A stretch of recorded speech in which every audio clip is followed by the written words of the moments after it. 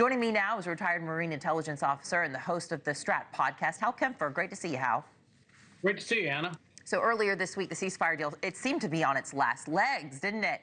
What made Hamas change their course and agree to release these hostages? Well, Anna, I think what we saw was brinksmanship, if you will, played in the public stage. It was pretty clear, President Trump's comments were pretty strong. It got speculation going. Is the U.S. talking about doing something militarily in Gaza? Could we be joining with the Israelis on that? Giving a complete green light to the Israelis. And then the Israelis turn around and giving an order to their defense forces, basically get ready to go. Basically marshal up on the border, get ready to go back in. So from Hamas standpoint, it looked like the war was about to rekindle and maybe rekindle in a big way. And frankly, they kind of capitulated and said, okay, we're going to go ahead and release the 3 hostages. And we saw that they did. I want our viewers to take a look at some of this, more of this video of the Hamas threat, because one of those hostages, Hal, was actually sent home with a chilling message, an hourglass with the photo of a hostage and the words, "Time is running out." So why is Hamas antagonizing Israel with so much hanging in the balance, do you think? And I kind of look at some of the Hamas Stratcom, strategic communications, and I scratch my head, which is, I kind of see them as being a little bit tone deaf.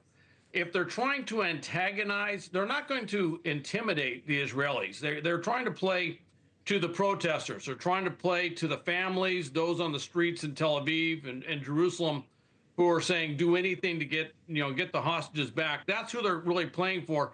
But if they're trying to intimidate Netanyahu, his cabinet, or anything else, I think it's having the exact opposite effect. And in fact, I think it's emboldening them to be more direct. And so I think they've missed it. I think they really missed it with some of the releases where they had crowd surges surrounding the hostages as they were being released, these staged events on stage and these other things.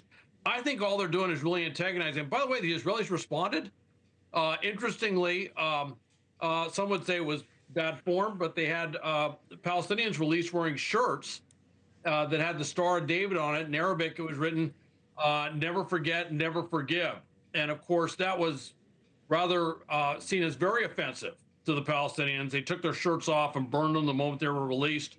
But there's a little bit of this Stratcom war, if you will, going back and forth.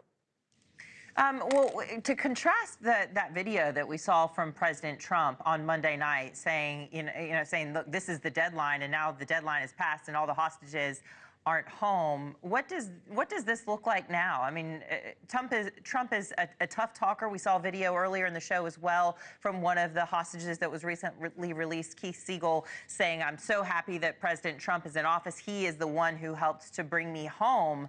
But does this delegitimize any of, or sort of defang what Trump said on Monday?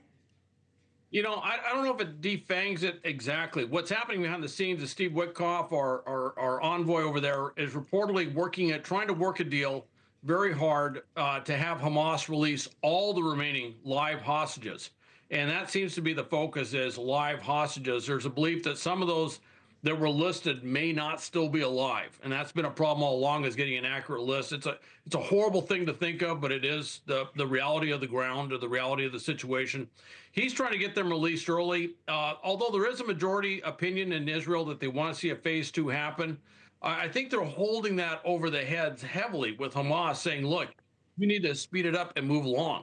All right. Retired Marine intelligence officer Hal Kempfer, thank you so much for joining us.